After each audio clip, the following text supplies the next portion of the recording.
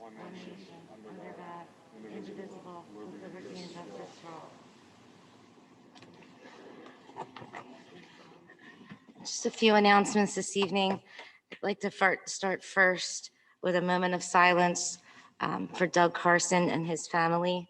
He's a longtime Springford employee, and he's going to be very much missed. So just a moment of silence, please.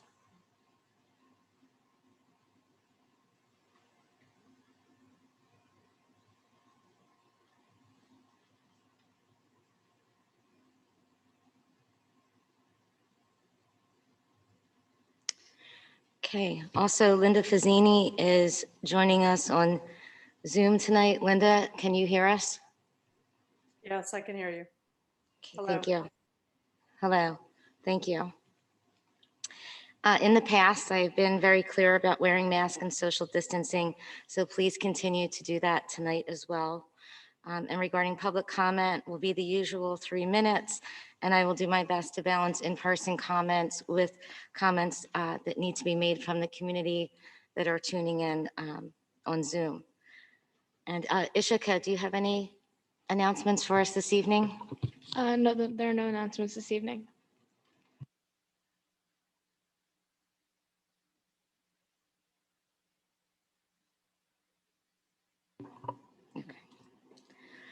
Okay, so we'll start with public to be heard on agenda items only and in person. Is there anyone in person that would like to make a comment?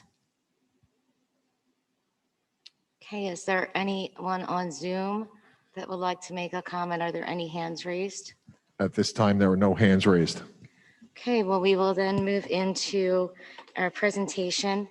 Mr. Bob Rizzo, our Assistant Superintendent, will provide an update on the recent survey data and educational options for the second semester. Oh, well, second semester, third quarter, second half of the year. Okay, 6 or 1 after the other. Okay, Mr. Rizzo.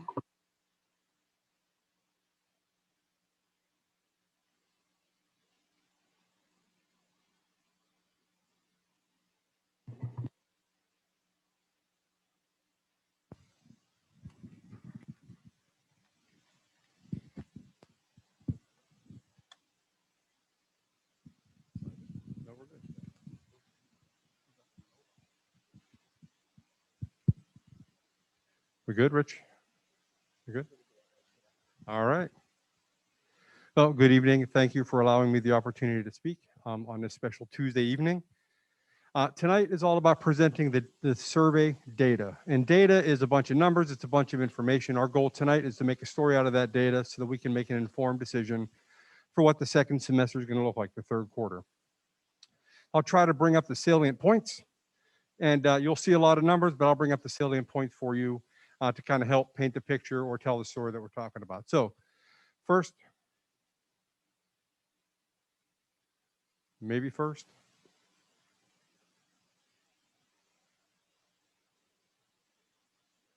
There we go. So just by way of reminder, we talked when we got together last week about 3 options. The first option would be maintaining our current model, which is hybrid in-person or virtual. The second option we talked about was a full move to in-person, 4 days, full virtual or Springford Cyber. And this would eliminate the hybrid option. Students would attend in person for 4 days and still have that one asynchronous day. And the third option is to enhance our current model, which is start out with hybrid and then move towards bringing cohorts back, whatever that might look like, students with needs or by grade or whatever else. Those are the 3 options that we brought up. And just again, I'll give you a second look at this chart. I like to provide the latest data. The highlighted area at the bottom are the most recent numbers. Last week's municipality numbers are not yet available as of 6 o'clock this evening, so I was not able to plug that in there. I was hoping to have that for you tonight. Just give you a second look at that, and that gives you the trends going all the way back to August.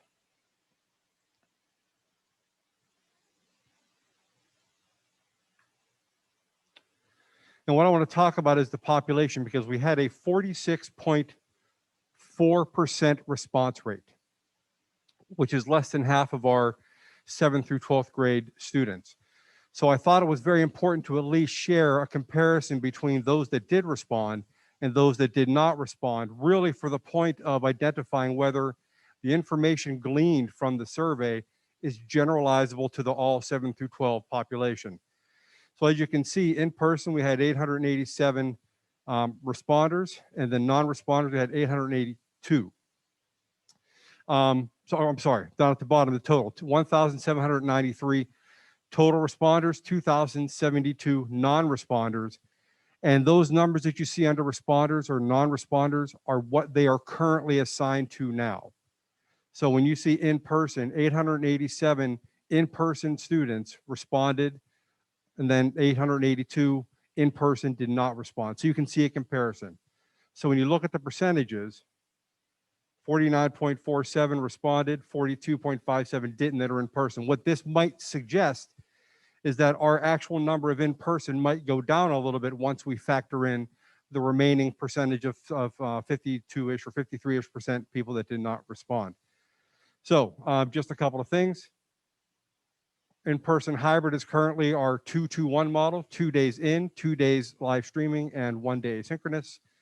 And there's non-designated right there, which could be a variety of reasons why, but wanted to make sure that we indicated that as well so you could see the whole population. 1,793 is that number we're going to be working with tonight. The first question is, do you feel your child attending in person 2 days a week has been effective? So what this graphic is indicating to you is that this first one right here, NA, these are people that have not been in the building at all yet. They've either been all virtual or they have been all cyber, so they didn't respond.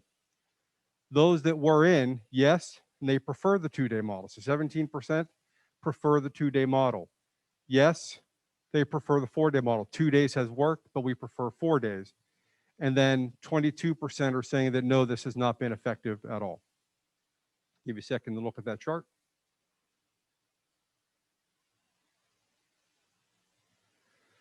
The second question, if you opted for hybrid, now remember, this was going back to those that started, 70% started saying they wanted to be in person for hybrid, and we ended up at that 43%. So this question was targeted at that group of students that chose to move from in-person hybrid to full virtual. And the questions are, why did you choose to do that? Just so we can get some insights.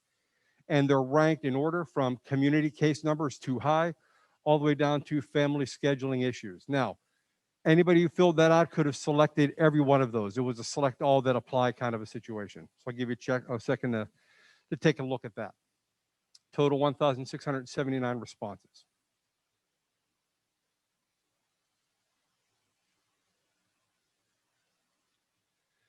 Third question. Again, we shared the amount we could physically distance. We shared that even though an average might suggest 4, 5, or 6 feet, that we could only guarantee 3.5 feet based on that information that we provided, that physical space requirement. This is how people responded. 2.7% felt that Spring-Forward Cyber was best.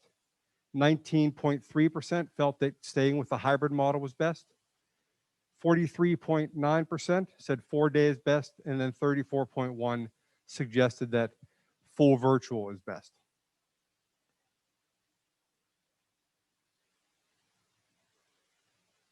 So what I want to, there's a lot of numbers on this slide. I just want to point out, I'm going to look at the seniors right now because quite frankly, of all the classes this year, the seniors have been most impacted. So I want to just show you where those numbers shake out. So if you look at the top, this column right over here, 679 total seniors that are in Skyward. Of that 679, 270 responded.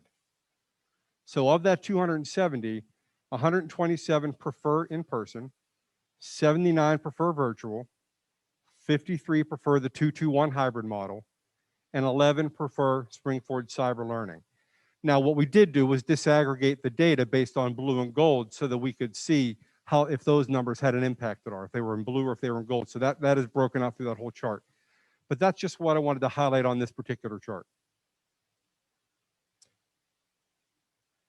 The fourth question we asked was, what factors need to be in place when considering sending your child back to school for 4 days per week? What mitigation efforts do they need to have? or what data they need to have. 18% said they weren't ready yet. 26.2 said they were ready to return. I have no concerns. I'm ready to go back in. 21.8% said 6-foot social distancing was necessary. And 33.8 said that we needed low community transmission. Those percentages that you saw at the beginning with that big table, they needed to see those numbers go down. Total of 2,234 responses. Anybody could have selected, of the 1,793, anybody could have selected all 4 of those if they wanted. So then the last question was, what other factors? And there was a lot of responses. This was the one that took a lot of time to go through. There were 4 main themes that came out. 1, families want to see vaccines become available. 2, consistent implementation of our mitigation strategies. Make sure the things that we're supposed to be doing, that we are doing. Minimize closures. We've closed a building 5 times so far since we've been back in school. And then several families just indicated that they appreciate having multiple learning opportunities. So what can we pull off of that information? So when you look at this last column right here, 46.4% of our 7th through 12th grade population responded to the survey. That's individual students, not families. So of that 46.4%, 43.95 prefer in person, 34.08 prefer virtual, 1.3 prefer 2-day hybrid, and 2.68 prefer spring forward cyber. And the distribution was fairly even between blue and gold as you go through, because I did want to take a look at that and see. Each grade, as you can see, looks a little different. I'll give you a second look at that chart. This is the average of all. Here's the individual grade breakdown, 7th through 12th grade.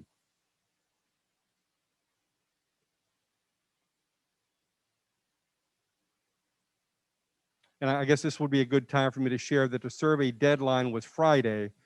We extended it to Sunday due to the low response rate. So we did a data pool on Wednesday, Thursday, Friday, and then again on Sunday to see, for me, what I was interested in seeing was, did these percentages change much after each data pool? And they did not. They changed a little bit. Virtual went up a little bit, in person went down a tiny bit, but not an appreciable change.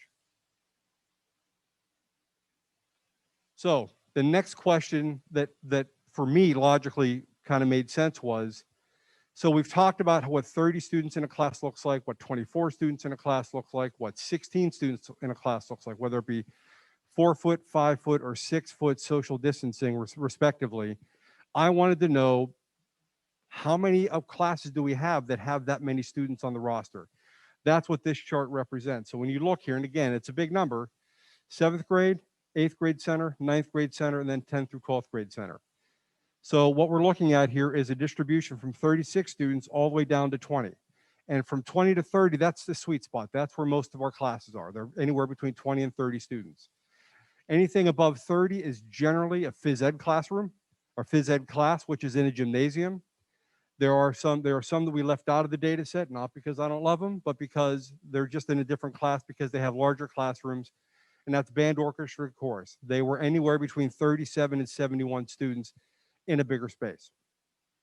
Cafeteria study halls were excluded because the size of the cafeteria versus the study hall of social distancing would not have been an issue. So I also did not include that in this data set. So what we're looking at here is we have 70 classes, 7th through 12th grade, that are 31 or more students. 554 classes have 29 to 24 students. 565 classes have 23, 22, 21, or 20 students. This is the distribution of classes and numbers. Hey, Bob. Yes.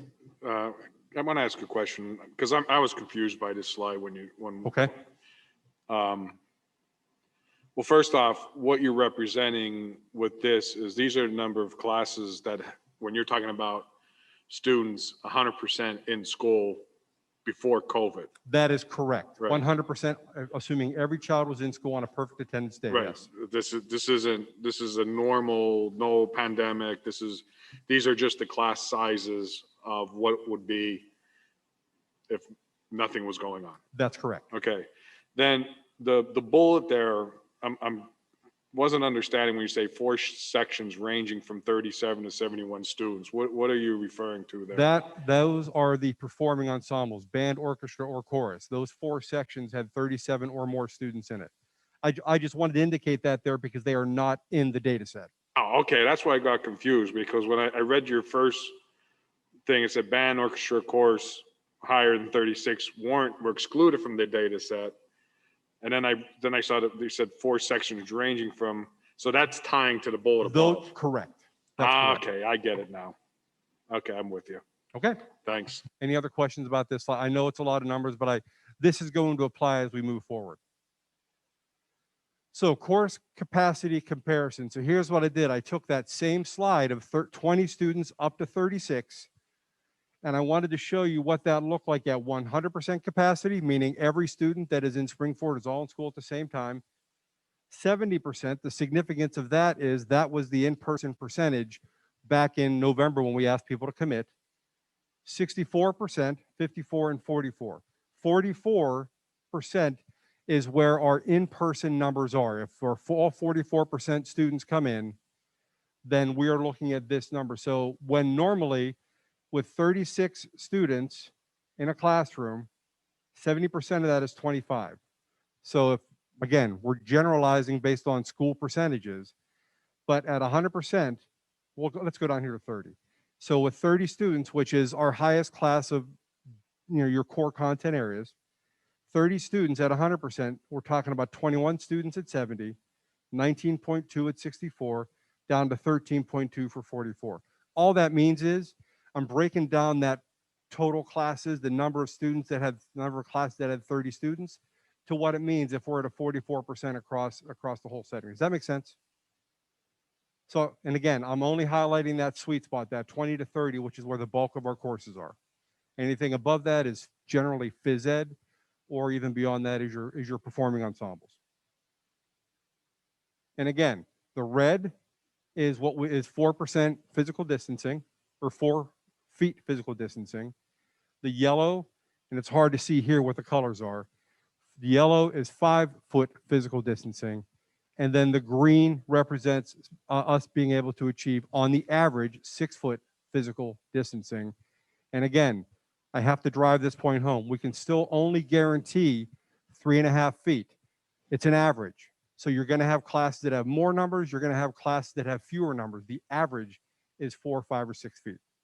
So, Bob, sorry. Yes. No, it's good. First off, I think it's hard to see your colors on this screen.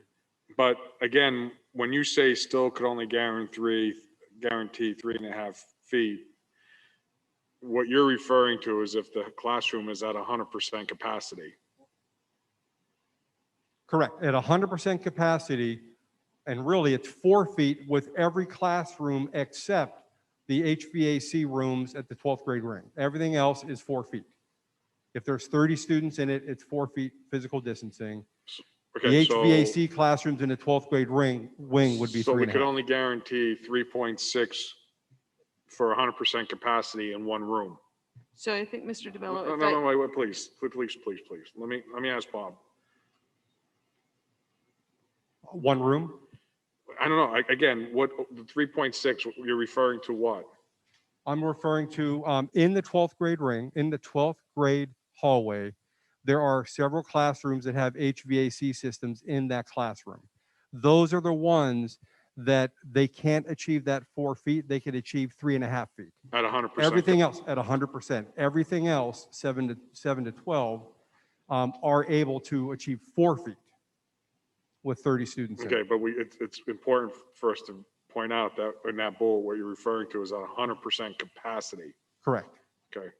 And Mr. Rizzo, if I can clarify it and make sure I understand this correctly, there may be classes. So if we were to say go 4 days, while this is the average for each of the grade levels, we may have a specific class where all of the students in that class have opted to be in person.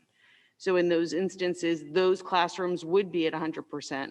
There will be other classes. So you may have one classroom in the 12th grade center that's at, or 10-12 center that's at 100% and another class that's at 20%. It just really depends on what classes each student is enrolled in and what their option is in terms of in-person or virtual. Is that That's correct? Everybody has an individual schedule, and there's no way to guarantee the number of students in each class throughout the day. So yes, again, I brought up my son last time, Aiden Rizzo. Period 1 could have 19 kids in it, 19 students in it. Period 2, he could have 24. The percentages are going to be different because the building average based on a 44% enrollment is going to be different in each classroom. Hope that makes sense. Thank you. Okay.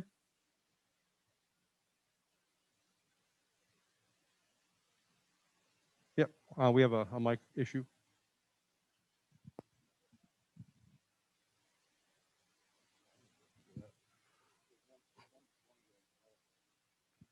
Okay, Mr. Rizzo, this is based on plus or minus 900.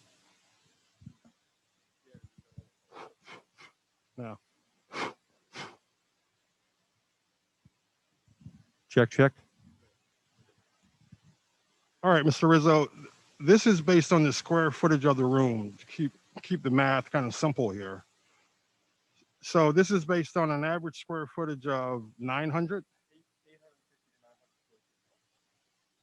And the 3'6", so then it becomes a simple mathematics.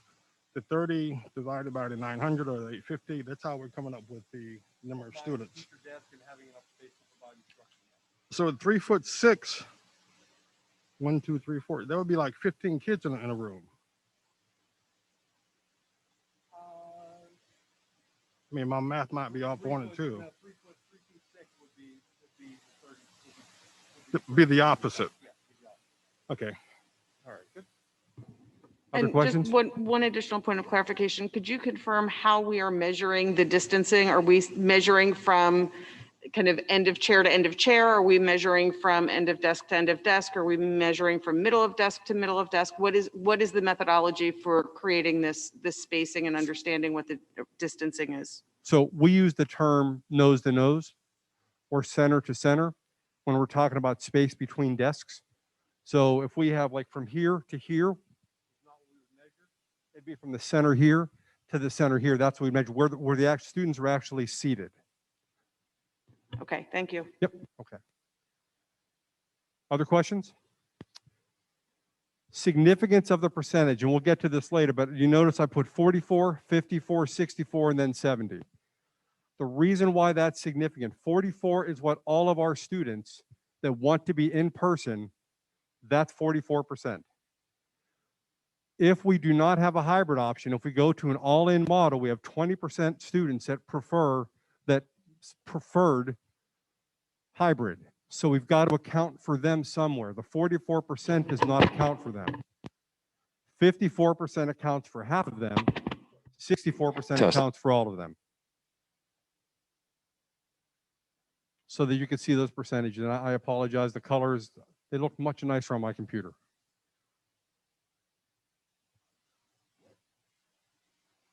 So what does it all mean?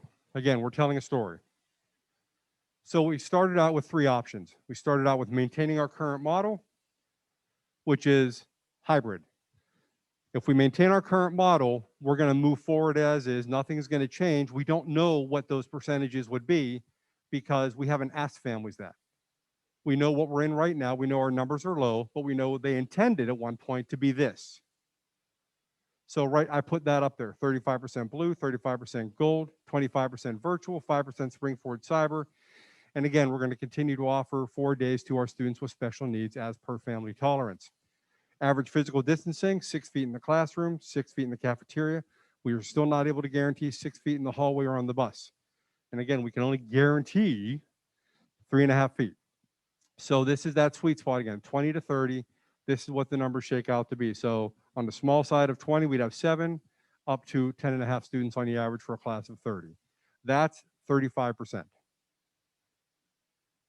If we do an all-in person or all virtual option, our numbers are going to change. First of all, the elimination of hybrid. If that goes away, we have 235 students that responded to the survey that we don't know exactly what they would choose. Right now, they're in-person hybrid. If that hybrid option goes away, we need to know what they're going to do. That's the variability that I talked about.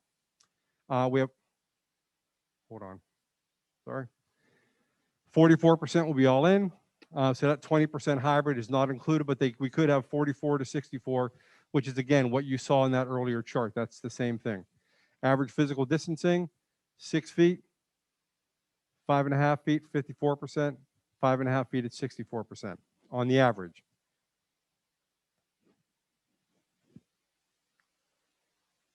The last option, maintaining the current model with a gradual population increase, they're all there.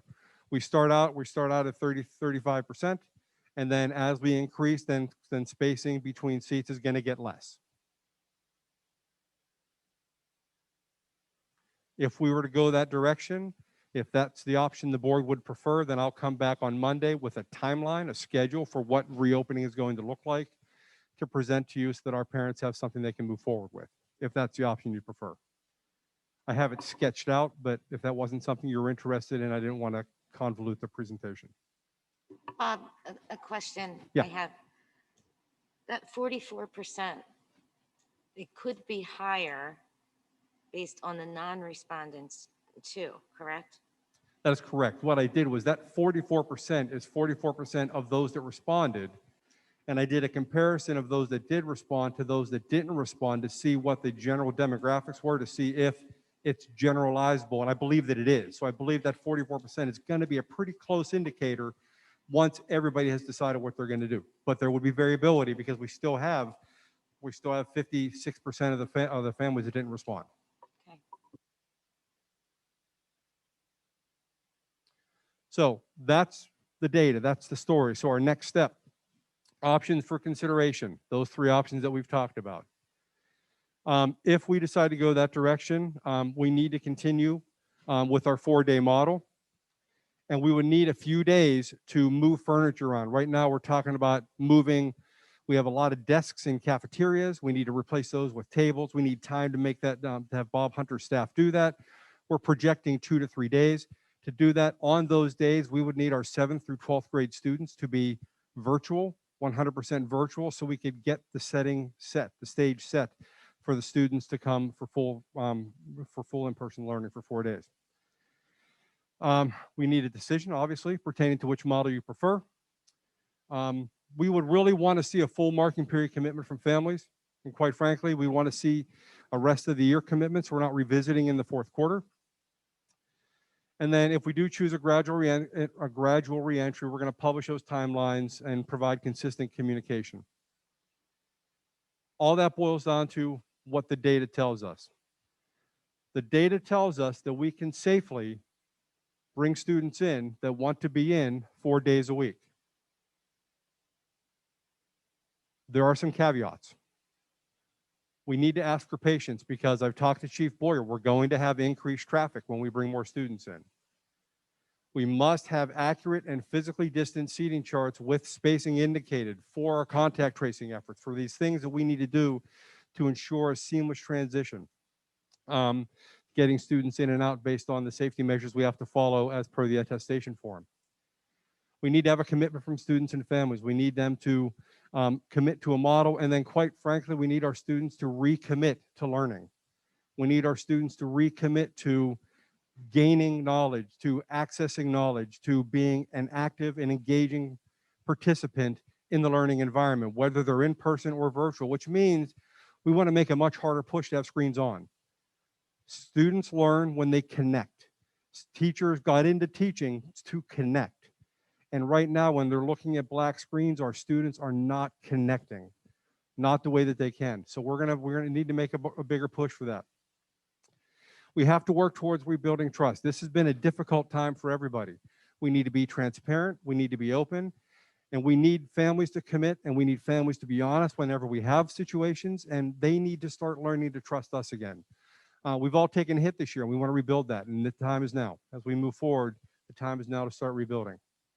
We cannot lose sight of the fact that we're going to have close contacts. Now, at 44%, we're hoping that's going to be minimized because Nurse Trish last week, illustrated a good point. When you do a lot of exclusion, that's disruptive. We want to make sure. Now, with the percentage being what it is, we feel comfortable with that. But close quarantines, close contact quarantines are still going to happen as they are now. And if we cannot staff buildings, we could reach a functional closure. Those are two things that are still on the table. We're not going to be able to avoid that. But that's the presentation. That's the story. Hopefully I gave you the information you need, but I'm here to answer whatever questions that you may have. Thanks. What feedback have we received from Jackie Ritter and her folk? I spoke with Jackie. They support the 4-day in. They support us minimizing the number of options. They support 4-day. They support full-time virtual. Anything more than that, they feel is going to be too much and too disruptive to the learning environment. In administration, you're supporting the 4-day? We are supporting that. The data supports that. So the option of 4-day if you want, but still remaining the 2-day hybrid is not part of the consideration? Or is it you are 4 days in or you are virtual? Is that correct? That's correct. We spent a lot of time discussing that, and I'll be honest with you, I'm not necessarily always the best lens to look through when it comes to making decisions. I was a band director, so I want a lot of kids, as many kids as I can get.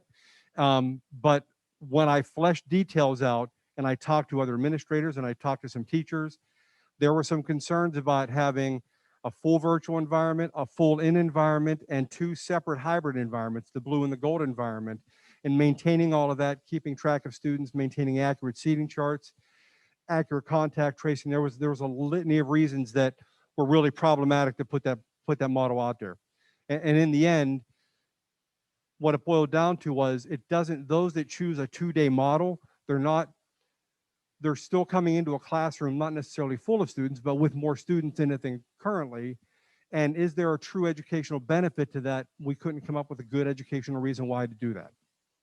Currently, our students who are in the hybrid method, who are coming into the building, if they end up being virtual that day for a variety of reasons, they attend virtually, they are still marked present. That's what we went with, right? I mean, it's not held against them. That's a right? good point. If they choose 4 days in and they miss a day of school because they've been quarantined, they would be able to attend virtually and not be marked absent. They would be able to do that, yes. So can you pull up the slide again that says course capacity comparison slide? There, thank you. So if we're looking at the 44%, which are the Right here. right, the 44% of those surveyed that said that they would like to be full day or 4-day, then that would be the maximum we would anticipate is that they're going to have like 15 or 16 in a class. On the average, yes. Right, On the average. building-wide average. Yeah, I recognize it. It's the graphing there, but so that would and that is taking into consideration those that did not respond to the survey. Well, right, but- that is correct, because what this represents, this is 44% of every student in the school. Right, okay, not just this survey. Okay, great. If we then put in the other 20%, which would be those that, That's the 64% column right here. okay, that's the 64%. So on average, excluding band, orchestra, whatever, and study halls, we're looking at the largest class size potentially being around 23%, all the way down to 12, which, like I said, this is the range. Sure, and this range really applies to phys ed courses and performing ensembles. Right, so we would anticipate if I'm a teacher coming into my classroom and all 64% decide that they're going to do it, which is unlikely, but possible, then I wouldn't normally see more than 20 kids in my classroom, 19 kids in my classroom. On the average, correct. And at 19, I'm going to have, I can't tell your colors specifically, but I'm going to guess around 5 feet distancing. So there's still going to be, is that yes, yellow or a green there? Yeah, 19.2, correct. 16 students is the marker for 6 feet social distancing. They would be at 5 feet. Right. Okay. So if everybody who's currently in hybrid made the decision to come in 4 days a week, I could anticipate that it would be, most classes would be under 19 there, with the exception of like phys ed and things that are going to be spaced out more. So I can anticipate between the 5 and 6 feet. Okay. All right. Thank you for that You're welcome. clarification. So just because there will be questions later probably, but I just want to make sure we understand why it doesn't make sense to keep the hybrid as an option as well. If we go back, if we go back full day, 4 days, and but we want to provide the option of hybrid as well, that's not a good viable solution. And why again? For several reasons. And again, I go back to first saying that I thought we fit. I mean, and we do, we fit. We could fit 64% of the students in the building, and most of our spaces would be 6 feet with some at 5. But the question was, is there really a true educational benefit when compared to the accountability thing? So some reasons, and I typed them up because I wanted to make sure that I had them ready in case that question was asked. There is a concern about consistency, moving backward instead of moving forward by offering 4 options. The instructional delivery would be challenging with 2-day blue, 2-day gold, 4 days, and a full virtual option. Consistently providing assessments and assessing students would be a challenge because there's always students in a different learning environment. 2 days isn't necessarily, and I use this term loosely, isn't necessarily safer than 4, because whenever when you're coming in for 2 days, you're there with the students that are there for 4 days. There are still 4-day students plus those that are in hybrid. Accurate seating charts and accountability would be difficult. And if you remember a presentation that I provided a while back, I said there are some things that we absolutely have to get right, and child accountability is one of them. We've got to know who's where they are. We got to know who's in the building and where they're located at all times. That's important. With the addition of hybrid, we have increased capacity on the bus. So while 44% of students on the bus would still not be socially distant, if you add an additional 20% of students, that's going to create slightly more crowded buses and probably more traffic for families that are dropping their students off. And then accurate attendance concerns. Students may be in and out. There's a larger chance of maintaining inaccurate records. And one of the other concerns was students attending as, to be with their friends or picking days. If their friend's not going to be in school, they're not going to be in school. And again, that creates a disruptive environment. So those are some of the things that I've got from administrators and from teachers today. Okay, and then, so if we went to an enhanced model of 4 days, is it a possibility that we could bring in support or help for the nursing staff to help with contact tracing if necessary? I would absolutely encourage that. Yes, it's possible. If we can help them with the contact tracing, what does that do also for less or minimizing building closures? So if you recall a while back, what I shared with you was there are 4 main reasons why we close a building for a few days. The first one is case investigation. When we find out about a positive case, a lot of information we glean from that. Second, identifying close contacts. Third, notifying close contacts and the family of the person that was excluded. And then the fourth one is our cleaning and disinfecting. So as soon as we get all those done, then we can be cleared by Montgomery County Office of Public Health to reopen. So if we have additional staff, that will help that process go faster, minimizing the amount of time that we need to be closed. I'm just curious why you would want to make this decision hold for the 4th marking period this soon when there's so many things that can happen between now and then. And I mean, and rather than locking ourselves into this, I mean, we could even be farther ahead or taking a step back. Why would you think it's a good idea to commit to that for the 4th marking period? That's a fair question. So right now, we're assuming that 44% of our families are going to choose to be in person, and we can manage that. And I'm going to be tracking those numbers pretty regularly. What I see happening is as we get closer to warmer weather, as we get closer towards that fourth quarter, as the vaccine becomes more available, as our families get more comfortable with in-person, we're going to see an organic increase in the number of people that are in. So what I'd like to do is keep tracking numbers and keep tracking the data that's coming in from Montgomery County. And then if we have to come back to make another decision, what I don't want to do is create a bunch of anxiety for families going into the fourth quarter without knowing what they're doing. If they know that from now until the end of the year, this is what we're going to be doing, unless we get some serious resurgence of cases, I feel like we're good moving forward, and we'll see an organic increase, or quite frankly, a decrease if people get uncomfortable. So I think we move forward, we track the numbers, and then we have a discussion later if there's a need. But the plan to come back in another 2.5 months or another 2 months to discuss what the fourth quarter is going to look like, I don't know that we need to do that. Mr. Rizzo, Yes. whenever you make change, there's always an infrastructure evaluation to take place. I know we've talked about speaking with SFEA and administrators. Like from a cleaning perspective, Mr. Hunter, can we make this happen if this change takes place?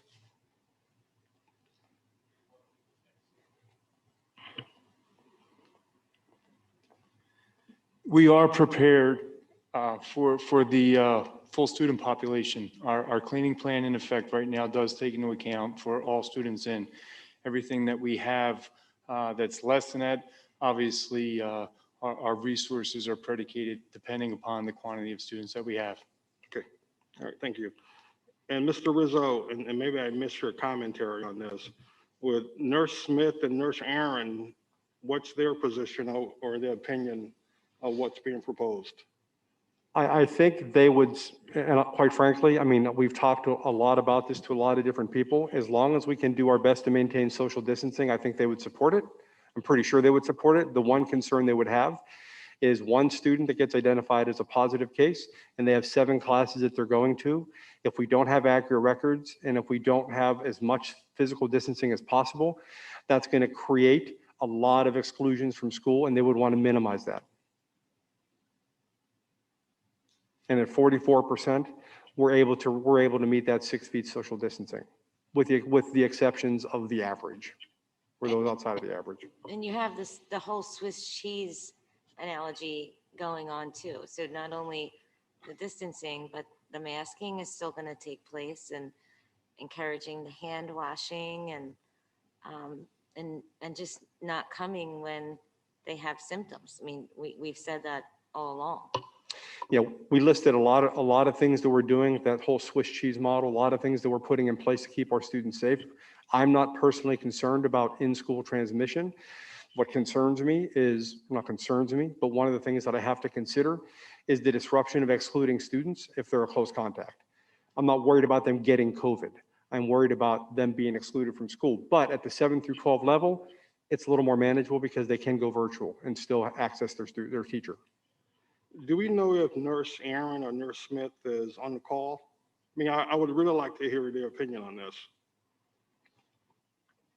I don't know that, actually. They are not on the call. Okay. So, Mr. Rizzo, I asked this last week, and then and I believe I'm really curious to know what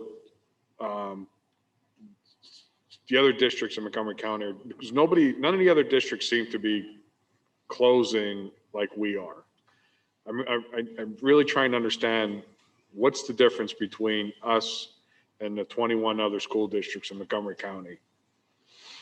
Yeah, that's a really good question. And so last week we started doing, and actually in weeks prior, Aaron and I were sitting down at one point looking at other districts' dashboards and looking at their 14-day rolling total and their buildings closing. We started asking that question: why are we different? What is going on, and why are we different?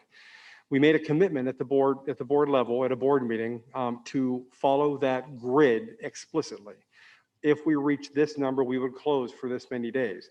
The limit on the lower side or on the higher side.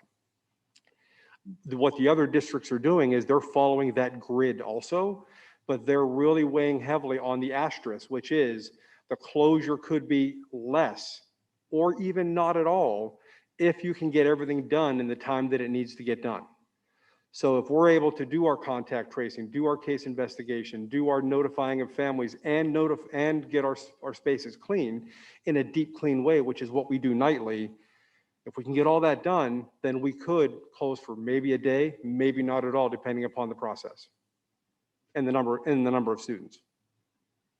And I could appreciate that. I'm just trying to understand how the other schools are able to do it in less than 24 hours because they're not closing. They're dealing with it during the school day and after school, much the same that we're doing right now. But we followed that chart to the letter, and we didn't pay attention to the asterisk aside from, we interpreted that asterisk as 3 to 5 days. We closed for 3 to 5 days, and every time we've closed, it's been for no more than 3 days, unless it fell over a weekend, to follow that, and others are doing less than that. And they're, again, they do their process. They work with Montgomery County Office of Public Health, and then Montgomery County Office of Public Health gives them the green light to open or say, nope, you need another day to get this all done. That's what they're doing. Did we see that, is that true that the districts in Montgomery County, we are one of the ones that are closing the most? I mean, did we get that information? Was that provided to us? That's correct. And in fact, as we were moving towards this, and we were working with Montgomery County, when we hit our first closure, Montgomery County said, you don't have to close. We're not going to shut you down, but we support you if that's what you want to do so that you can do all the things that you need to do. So that has been, they were very clear about that. I didn't quite understand that at the time, but as I began to communicate with other superintendents and get more information about what other districts are doing, I had that epiphany. So I thought it had something to do with, after researching and doing contact tracing, it was, if it's determined that a case was due to in-school transmission, then that was a significant difference than out-of-school transmission. Can you talk about our stance on that? Absolutely. So we and Montgomery County Office of Public Health are both concerned with primarily in-school transmissions. And that means that there's a breakdown in our system in what we're doing. We've not dealt with that. We've not officially had any of those. We've had one case where we thought might be, but really are not sure that's the case at all. Most of our closures, all of our closures have been because we've had a couple of isolated cases. And I think one thing, there's a notion out there in the community that we're talking about opening up for 4 days. And we've just sent out a notification that we were getting close to closing a building, and we're going to close a building, and it seems to work opposite of each other. But I think people need to understand that, like at the Flex building, which is now closed twice, the 567, we had 6 cases, and none of them were related to each other. And that's when we closed. So it's not that we have a large number of students, it's that we're following that grid. And if that's what the board is comfortable doing, and that's what our community needs, then we'll keep going. But it is, as you know, it's rather disruptive. So the reason for the pause on that is that it's my understanding that other school districts that are in our relative community are paying attention to the in-school transmission versus just case count. And here's why that's relative and important from my perspective. Families are being significantly disrupted when we close school, obviously. So we're staff. It's a big disruption.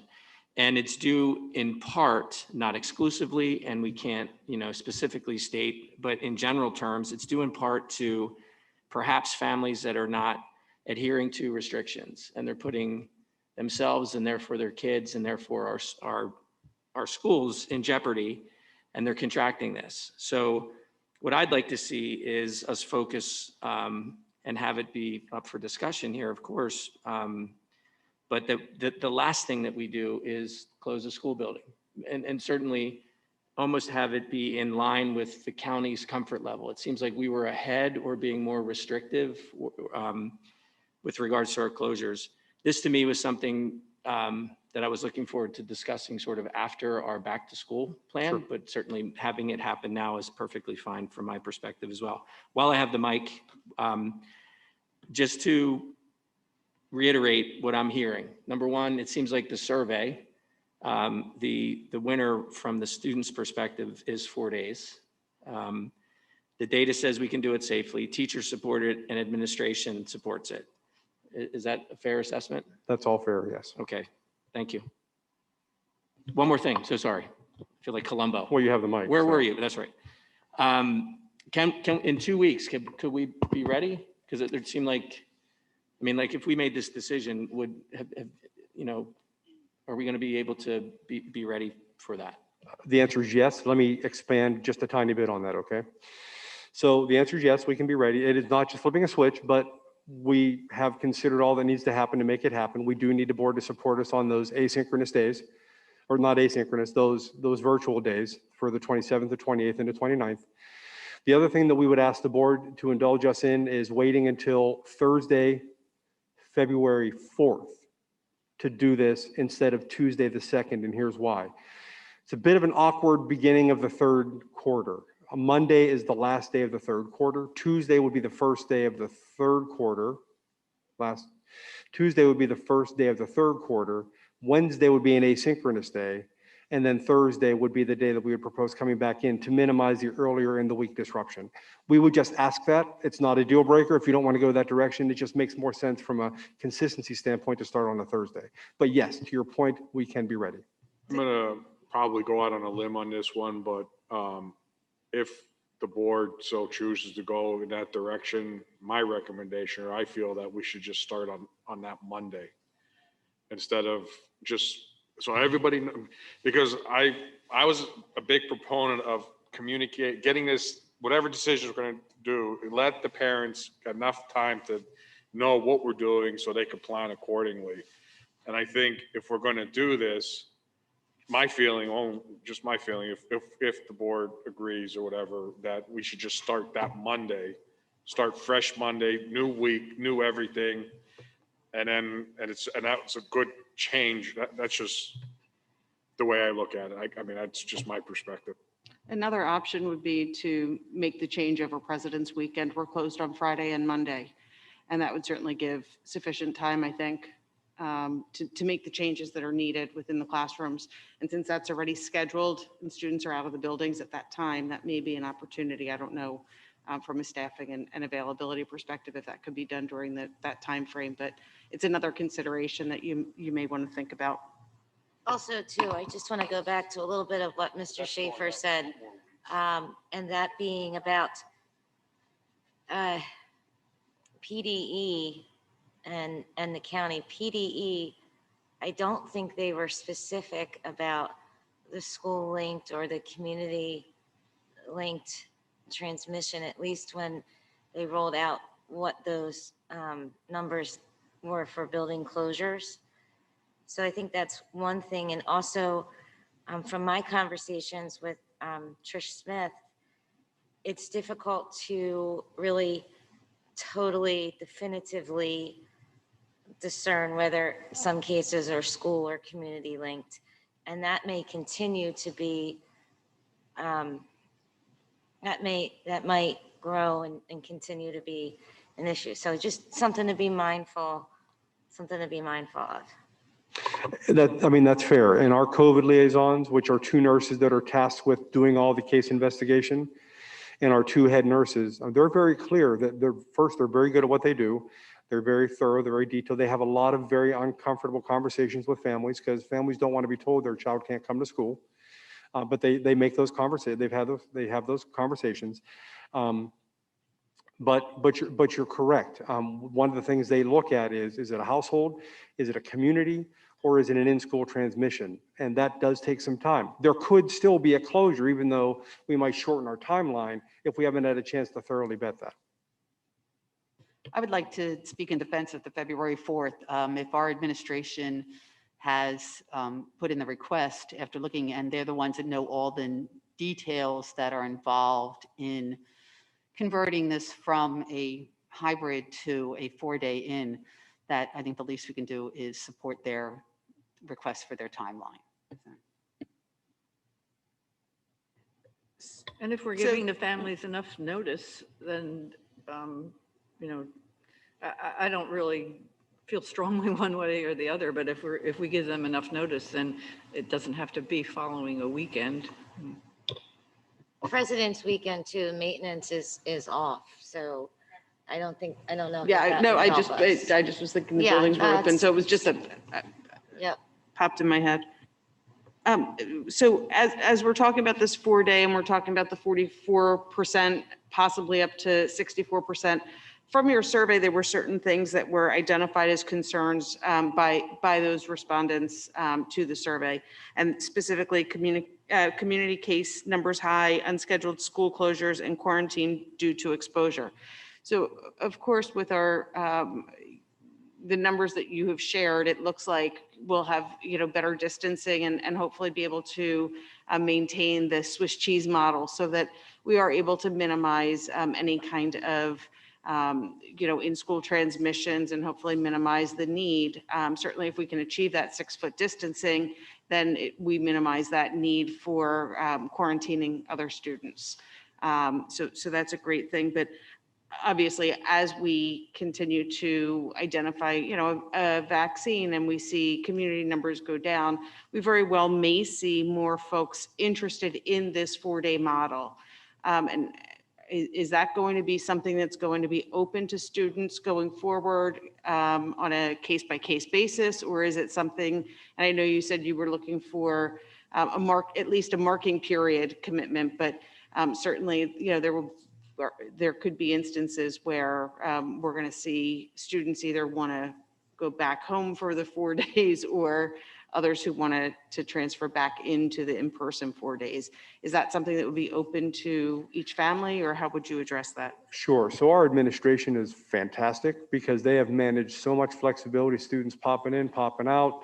Again, we went from 70 down to 43%, and they made all those changes in Skyward to make all that happen. So they've been going above and beyond to give options to our families. So if, as we start to move forward, that we find that this 4-day model is things that families want or that they don't want, I'm sure there's going to be some flexibility extended to them at the building level to make a switch. Obviously, we want to get a longer commitment so that we know what we have coming in. Students are coming into the building, they get back into that routine. And school is also about routine and getting back into routine and coming back in on a regular basis. So yes. Thank you. Mr. Rizzo, first off, I wasn't advocating for starting sooner than the 4th. What I was saying was just that following Monday. So I just want to make sure we're clear on that because I support the administration as far as the recommendation, but I was just looking at it from a different perspective. Also, I know I brought this up last week as well. I'm still very curious to understand the differences between what's going on in other school districts and, for instance, Souderton, who's been all in since August, and they've only closed one building for 1 week. And they basically have all the students in or cyber. They have their cyber school. And they haven't had any issues, no closures other than that 1 week early on. So I'm just trying to understand, and you don't have to answer the question tonight, but sometimes it's good to learn from our neighbors and what are they doing to have a successful model there where the students are all in.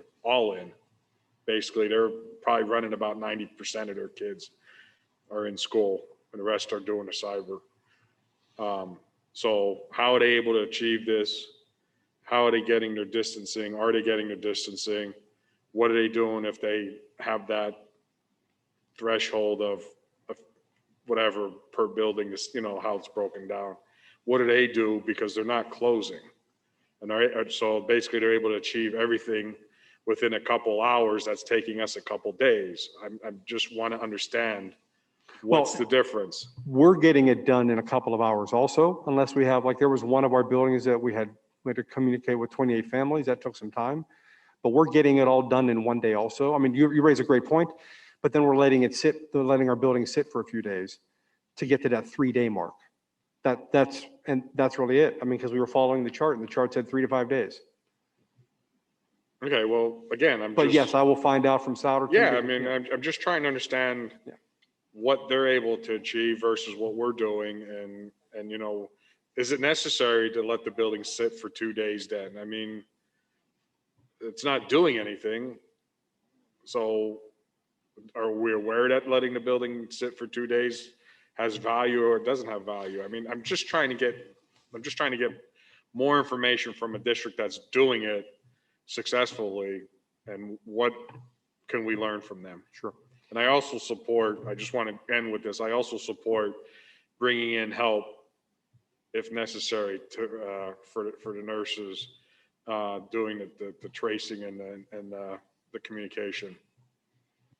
I know that our nurses would appreciate that, so thank you.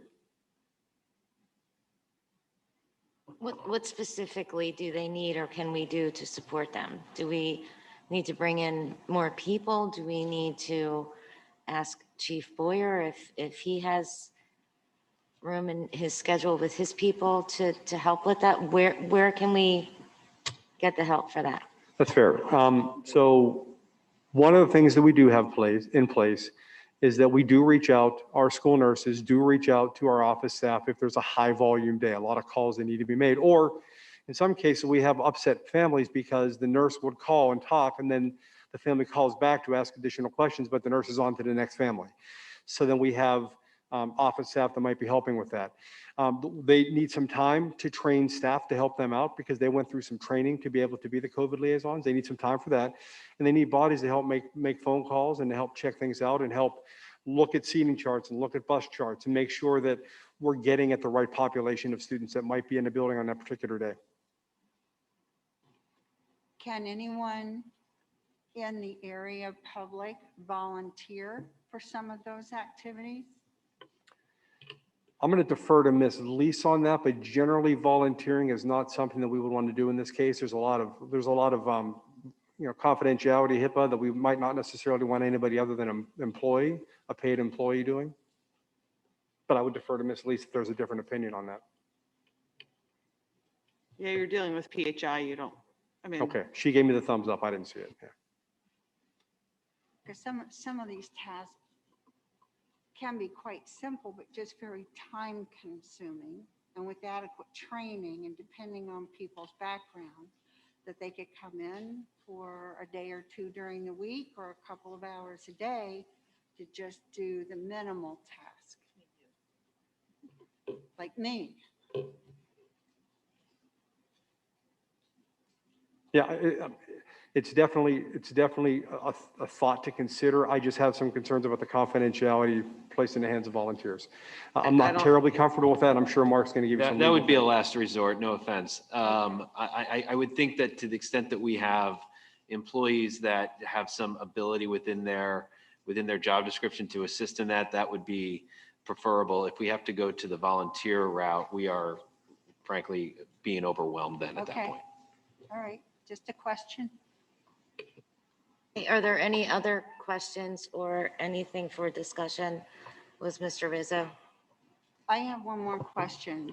Based on several of the emails that we've been receiving from parents on a commitment for those families who choose to remain full-time virtual through the end of this year. Is that still going to be possible? Yes, thankfully the board did. I made a At the motion. last meeting made a motion. Yeah, I and it made a was approved. motion last week that we approved that. Yep. So those families can rest. I remember that. I'm those- just verifying it Yep. because we've gotten a lot of emails in this last 4 or 5 days, and I'm just verifying that nothing has changed based on the presentation we received tonight. Families can feel comfortable knowing that the board did vote on that, so we're good. Okay. They're good. If they want it for the rest of the year, they're good. Okay, thank you. Yep.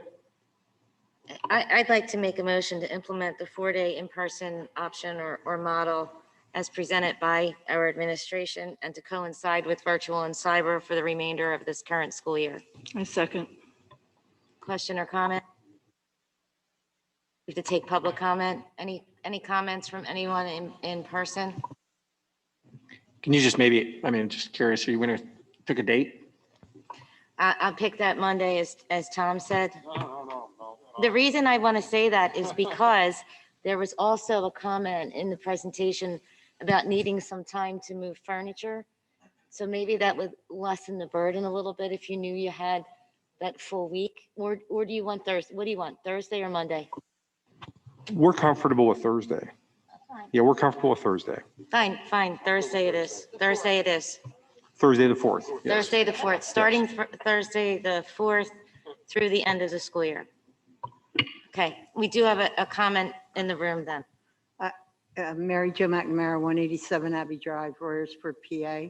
I actually have a question, and I know I'm not allowed to, but did anybody state anywhere what the asynchronous day is going to be? Is it Monday or Friday or Wednesday, or that was talked about, maybe a change? I just didn't hear it. I believe it is going to stay Wednesday. There were some other complications that would arise with making a change to that. That's correct. Yes. Any other comments inside here? Yes. Oh, Go.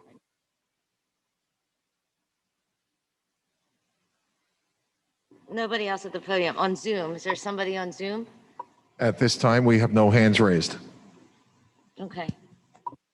I have two questions here. I still don't have a warm and fuzzy feeling about the nurses. I'm still concerned what the input is from the nurses. At this moment, you don't know. So I'm concerned where the nurses stand on this. And the second item is, we made a comment regarding, we want to make a stronger effort if we do this for the kids to have their screens on. And this needs to be very simple. Either it's a requirement that they're on, or the requirement they don't have to be on. We should not go into this being in the middle on this, because it's just going to become a talking point like the Wednesdays. So either we're going to require the kids to have the cameras on or not in the middle. I would agree with that. I think that makes perfect sense. It's a condition of attendance. Right. If your camera's not on, you're not there. This is a really big discussion item. There's a lot of reasons that students would choose not to have cameras on. I agree that it greatly impacts students' acquisition of knowledge. That students perform better when their cameras are on. However, I respect the privacy of some students who would choose not to. There's a litany of reasons not to have it on. I think that, and I hope that what we're finding is that students need to participate still in class. They need to respond when asked a question. They need, whether it is, even through the chat individually to the teacher or something. There's a lot of different ways that students can engage in participation. I think we need to work very hard to provide the professional development to our teachers to let them know how to engage students, to motivate them to be involved. And I think that we need to do what we can to develop a culture in our buildings so that students want to be more engaged and more involved. This takes a lot of effort. There's information research out there already with colleges that have been virtual and trying to get them, having students involved. But though I would love to say that cameras should be on, and in a perfect world, that would be the way it would be. I don't think that that's something that we can mandate through privacy and other issues.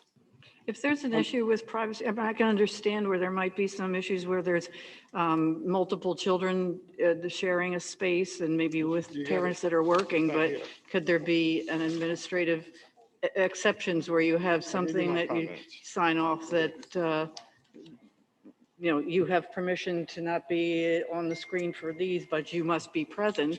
I don't know. I don't want to create an administrative nightmare, but just, I understand what Maggie's saying, that there's got to be some leeway. I hear what you're saying. I'm not sure that this is related to the motion that's on the table right now. Why don't we finish that motion and maybe think on that a little bit. I don't want to get into micromanaging any more than we have in some areas either.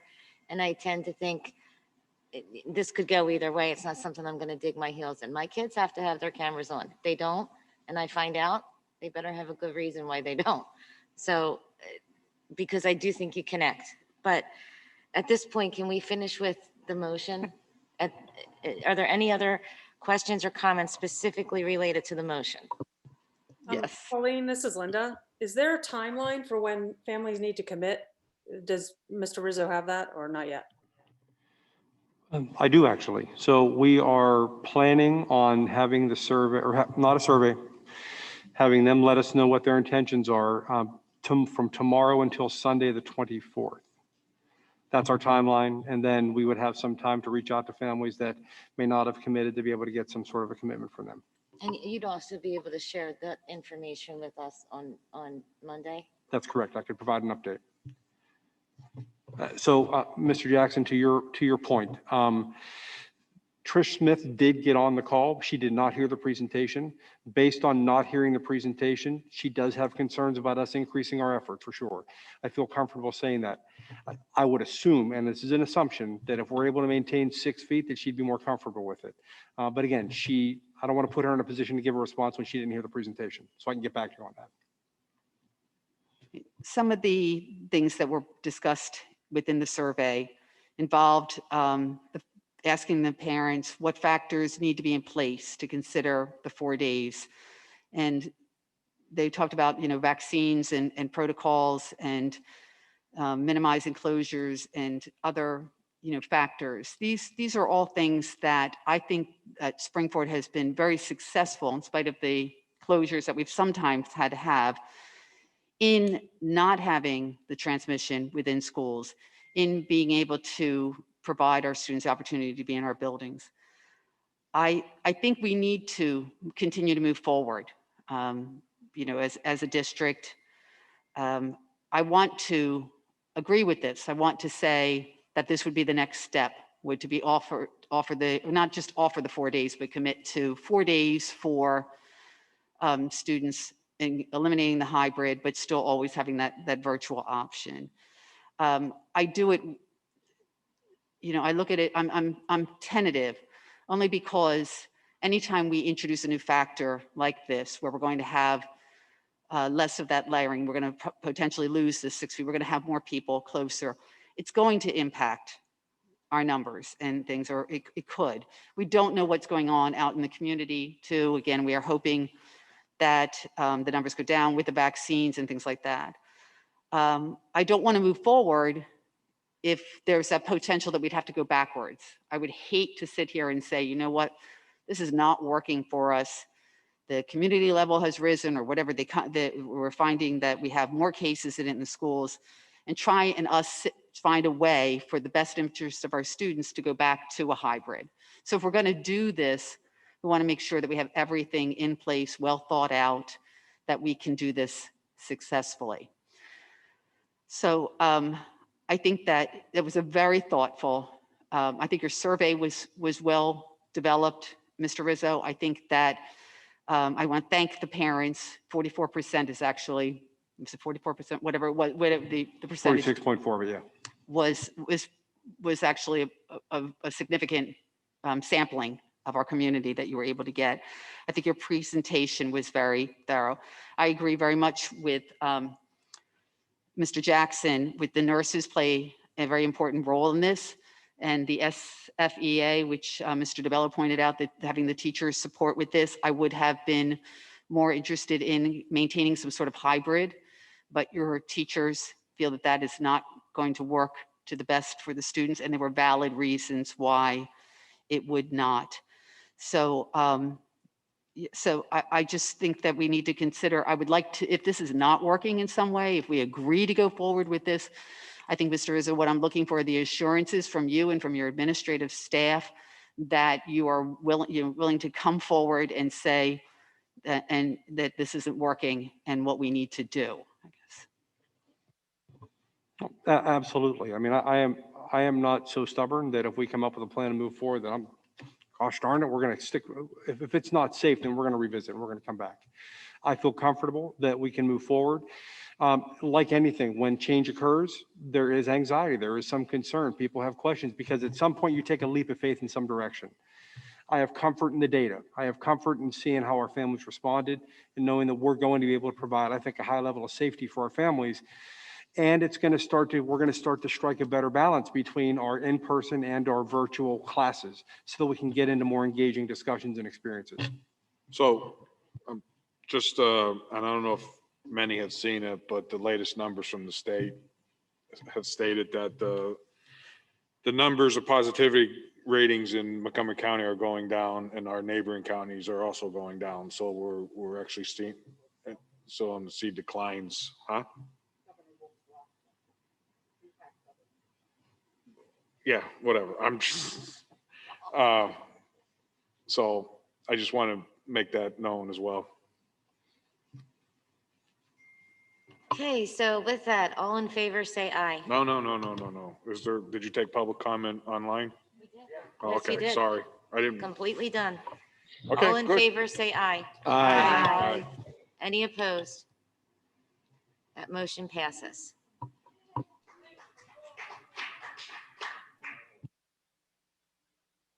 And thank you, Mr. Rizzo, for your hard work tonight and last week, and for the survey and for all of the information you've provided to us in a very concise manner. We really appreciate it. Thank you. You're very welcome, but I need to be very honest. It was a team. It wasn't just me. It was a team. We have a lot of great people that helped do this. You have a great team, and that's why we're very lucky here at Springford. So I thank all of the administrators. We thank all of the teachers that have worked so hard through this and that continue to push forward all of you every day. Any board comment? Yeah, it doesn't have to be this evening, but could we put on the next agenda if necessary for us to finalize this whole screen on, screen off? We have to, because otherwise, this is going to turn into the Wednesday. A building will not stay vertical if it doesn't have support. We have to define what we're doing because it gives the teacher structure, it gives the parent structure, it gives the kid structure. Otherwise, this is going to turn into something that it shouldn't be. And Yeah, that's perhaps- valid. So why don't we do this? Why don't we have Mr. Rizzo flush that out a little bit more and have that as a discussion item next week? Is that agreeable? Okay. And Mr. Rizzo, could you also bring to us next week the needs of the nurses? I think that that's a really important area, and I don't want to lose that. So They should be here. I want to hear from. They are going to be here. We have already had this discussion that this was a special meeting tonight, but the intention, the plan is for the nurses to talk to us at every work session and every board meeting going forward, because we talk about all kinds of updates at these meetings, committee reports and sports updates. We're in a global health pandemic. We should have our medical professionals talking to us about the impact on our schools. And I've asked Mr. Rizzo to have that weekly, or with the regular work session and board meeting. yeah, I'm just asking, between now and then, if they could drill down to see what the needs are specifically for contact tracing and what kinds of supports, so that we can get that piece moving forward, separate from necessarily their presentation or other comments. So we will have one of the nurses, and well, they're all nurses, but the COVID liaison. Could we have one of each, or? Well, some of them are one and the same. Well, no, we have two head nurses and two COVID liaisons. Trish Smith and Laura McNeil have been coming. If you would like to hear from a COVID liaison, I could reach out to them and see if they're able to attend. I would like for Miss Aaron to come. I would like to hear her opinion Okay. on this.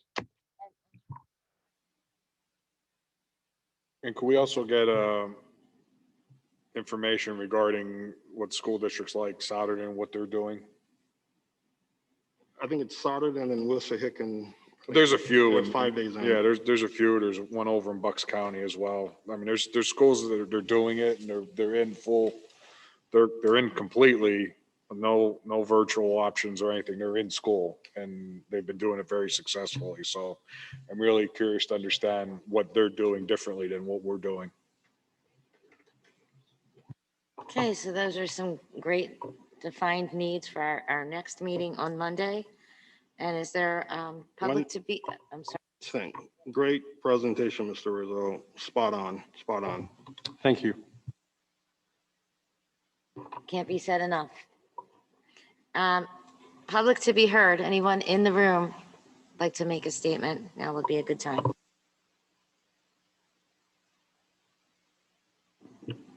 Hi, Kristen Norwood, 6 Madison Circle. I just want to thank you, Mr. Rizzo, for a presentation. That was great. And I know this may seem kind of trivial for some, but end of year activities, is there any thought process on prom, graduation, things like that? You know, the kids have missed out on so much. That's it. Thank you.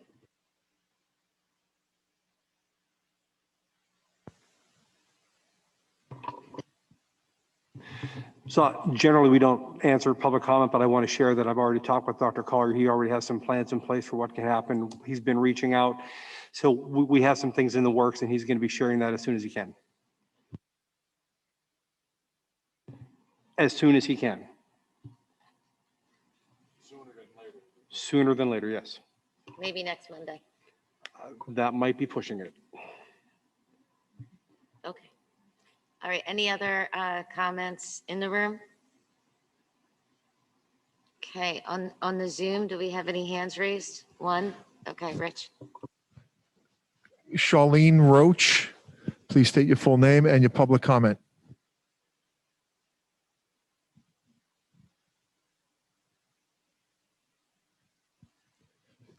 I'm sorry, she dropped off. Are there any other comments on Zoom? Christina Grimes, please state your name and address and your public comment. Christine Grimes, 2010 Willowwood Drive, Royersford. I know you can't answer questions. I'm sorry. I just was hoping, is there any more clarity around why the asynchronous day could not be moved to like either a Monday or a Friday?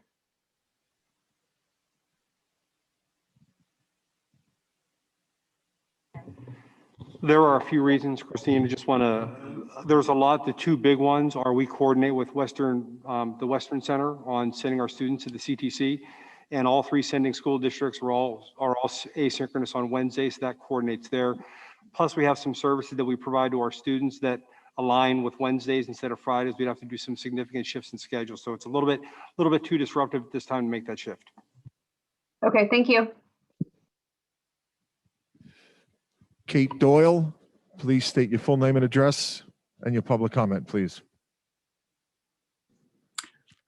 Kate Doyle, 310 Woodland Drive, Collegeville, PA. Thank you very much for the comprehensive overview on the impact of social distancing of moving grades 7 through 12 to 4 days a week.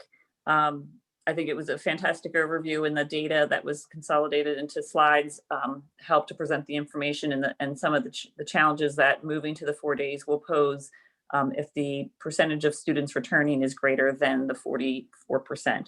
I also wanted to thank you for adhering to the metrics that you have agreed to regarding building closures with the risks associated with the increased spread. I hope that you continue to close the buildings in accordance to what you committed to. I have heard that some of the districts are not following what they originally committed to and utilizing those asterisks and may close to remain open once they hit those numbers that they committed to their families in the community. So I thank you for being conservative and closing at that lower number to ensure the safety of the students, teachers, and the community. Please consider the fact that we do have this more contagious strain that is spreading and may reach our communities, that when the buildings have to close, the students that are currently going 4 days a week and need to be in the building the most lose total access to the building. I just want to make sure that those students are considered, and that if you see a trend that the cases are increasing due to this shift to 4 days, please return to the 2-day hybrid model as soon as possible to decrease exposure and ensure the students who desperately need to be in that building as much as possible are there, and then also to reduce the disruption to the students. Thanks again for all of your work, and I do appreciate also hearing from the nurses and look forward to hearing them. And finally, I will ask that I know many parents who would like to see a hybrid 2-day option offered for the K through 6 due to the proximity of the students within the buildings and classrooms and the large amount of students that have to quarantine when there's an exposure. Thank you.